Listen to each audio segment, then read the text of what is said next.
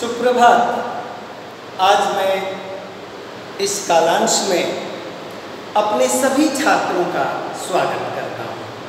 सभी छात्रों का कहने का अर्थ कि अनुवाद सबको सीखना है, इसलिए किसी भी वर्ग विशेष को आधार मानकर, वर्ग विशेष का मतलब standard 5th, 6th, 7th, 8th, 9th, 10th इत्यादि, इससे ऊपर उठ के हमारे सभी छात्र इस कालांश में आ सकते हैं, आए ही ऐसा मैं चाहूँगा।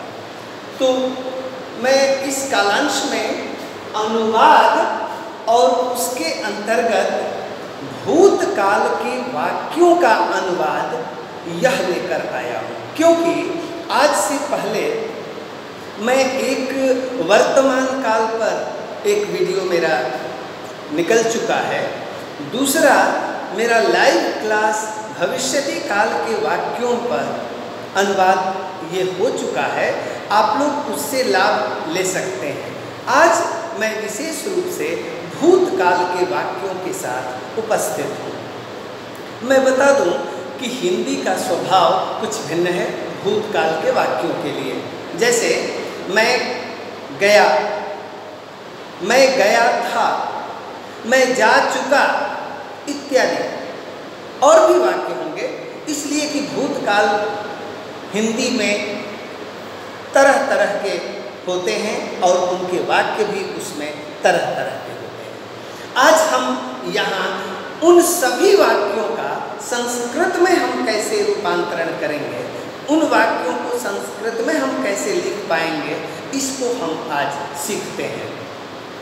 तो मैंने पहले भी पूर्व कक्षाओं में कहा था कि लकार जो होते हैं, उन लकारों में ये सामर्थ्य है कि मनुष्य के मानवीय मनोदशाओं को व्यक्त कर दे। उसमें से ये नहीं कहना चाहिए कि लकार केवल और केवल समय का ही बोध कराता है, किंतु उसमें से लंग लकार भूतकाल के वाक्यों को बताता है।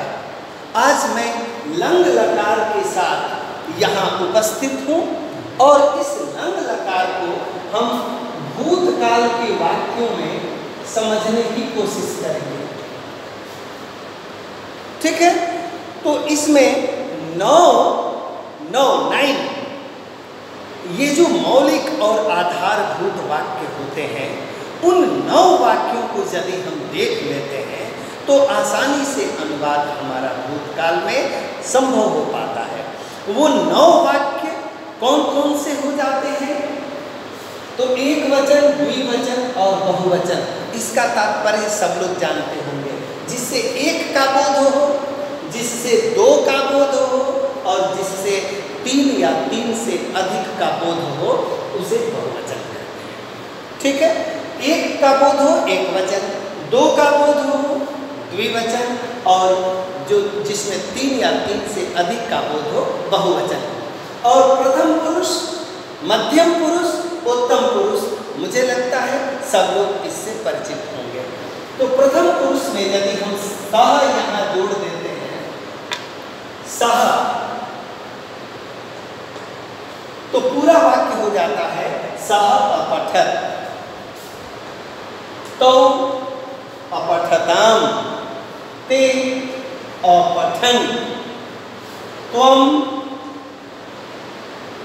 अपठः, युवाम अपठतम, यूयम अपठत, अहम अपठम, आवाम अपठाव और वयम अपठाम। हम देखते हैं एक पहला वाक्य सह अपठत, तो अपठताम, ते अपठन।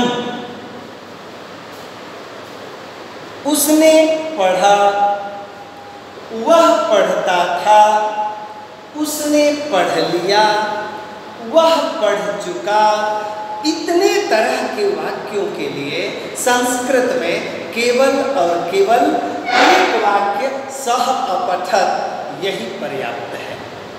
ध्यान देना चाहिए कि सह, तौ और ते के स्थान पर जितने संज्ञा शब्द हैं उनकी प्रथमा विभक्ति के एक वचन, द्विवचन और बहुवचन का प्रयोग हम इस प्रथम पुरुष में कर सकते हैं।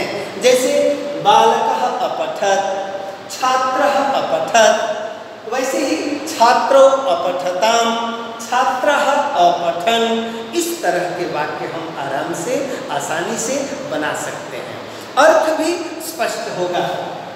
बालकः अपठत्, लड़का पढ़ा, बच्चे ने पढ़ा, लड़का पढ़ लिया, लड़का पढ़ चुका इत्यादि, लड़का पढ़ता था।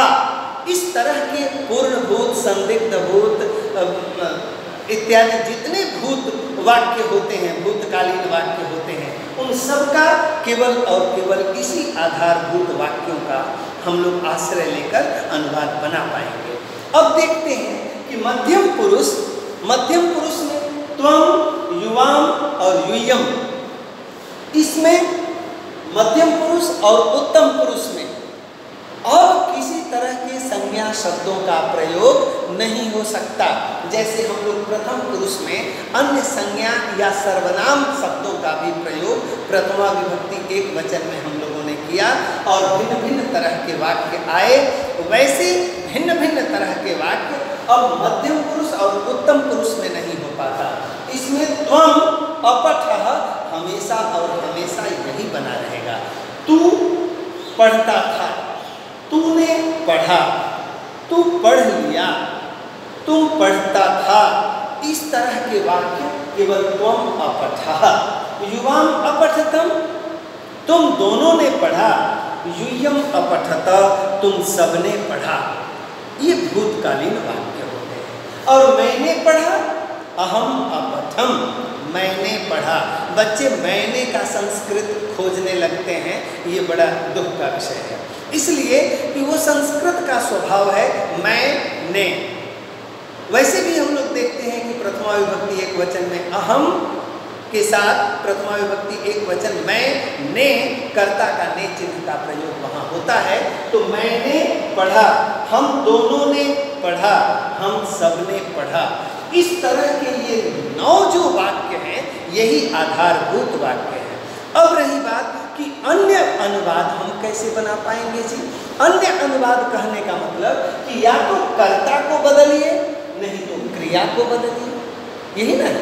कर्ता को बदलिए तो कर्ता को आप मध्यम पुरुष और उत्तम पुरुष में बदल नहीं सकते, इसलिए कि यह हमेशा त्वम, युवाम, यूयम, अहम, आवाम, वयम ही रहेगा। लेकिन इसमें बदलने की बहुत संभावना है। आप इसमें जितने संज्ञा और सर्वनाम शब्द के प्रथमा विभक्ति के एक वचन के रूप होंगे आप यहाँ लिख सकते हैं। एक वचन, द्विवचन, बहुवचन।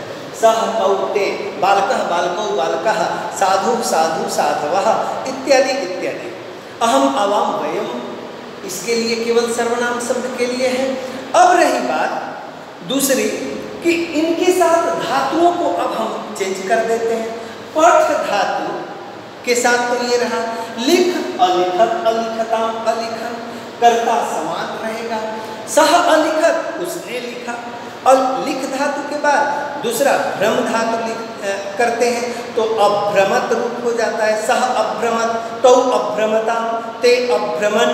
वैसे ही भिन्न भिन्न धातुओं का प्रयोग करके हम लोग भिन्न भिन्न तरह के वाक्यों का प्रयोग इसमें सीख सकते हैं। दूसरी बात क्या है कि इसके बीच में कर्ता और क्रिया के बीच में प्रश्न सूचक शब्दों को जोड़ देते हैं। सह किम अपठत, उसने क्या पढ़ा। सह किम अलिखत, उसने क्या लिखा। दूसरे तरह का प्रश्न सूचक शब्द लेते हैं। सह कुत्र अभ्रमत, सह कुत्र अधावत इत्यादि इत्यादि। तो किम, कुत्र, कदा, किमर्थम, कथम इत्यादि प्रश्न सूचक शब्दों का प्रयोग करके भी हम लोगों को अनुवाद सीखना चाहिए। पुनः उन प्रश्न सूचक शब्दों के साथ उनके उत्तर क्या होंगे, उन उत्तरों के साथ भी हम एक एक वाक्यों का भिन्न भिन्न धातुओं के प्रयोग द्वारा लंग लकार में हम लोग तरह तरह के वाक्यों को सीखते हैं और इस प्रकार हम लोग भूतकाल के वाक्यों का अच्छी तरह से बार बार इन लंग लकार के इन 9 वाक्यों का, आधारभूत वाक्यों का यदि हम अभ्यास करते हैं तो हमारा भूतकाल का अनुवाद सरल, सहज और आसान हो जाता है। धन्यवाद। फिर अगले कालांश में हम मिलते हैं नए पाठ्य बिंदु के साथ। धन्यवाद।